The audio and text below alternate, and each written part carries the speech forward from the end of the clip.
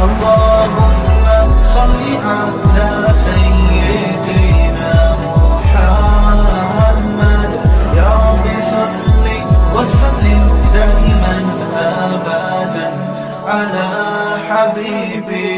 محترم دوستو، جو شخص جمعہ کے دن سورۃ الکہف کی تلاوت کرتا ہے تو جس جگہ وہ سورۃ الکہف کی تلاوت کرتا ہے وہاں سے لے کر مکہ مکرمہ تک کا فاصلہ نور سے منور ہو جاتا ہے.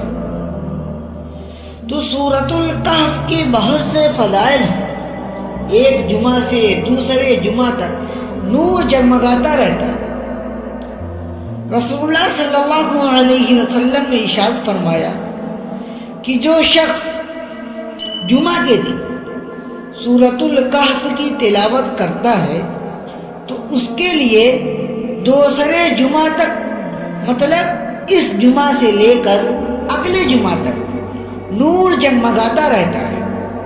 اور سورۃ الکہف کی تلاوت سے دجال سے حفاظت کا بھی ذریعہ ہے کہ جو شخص جمعہ کے دن سورۃ الکہف کو ایسے ہی پڑھے جیسے کہ وہ اتاری گئی ہے، یعنی تجوید کے ساتھ اچھے انداز میں، اور پھر وہ دجال کو پالے تو دجال اس پر مسلط نہیں ہوگا.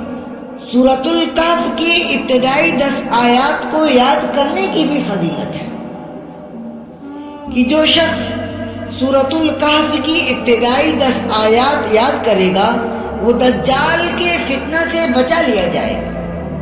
اسی طرح آخری 10 آیات کو یاد کرنے کی بھی فضیلت ہے کہ جس شخص نے سورۃ الکہف کی آخری 10 آیات یاد کر لیں پھر دجال نکل آیا تو دجال اس پر غلبہ نہیں پا سکے گا. اللہ تعالی ہم سب کو اس پر عمل کرنے کی توفیق عطا فرمائے. آمین.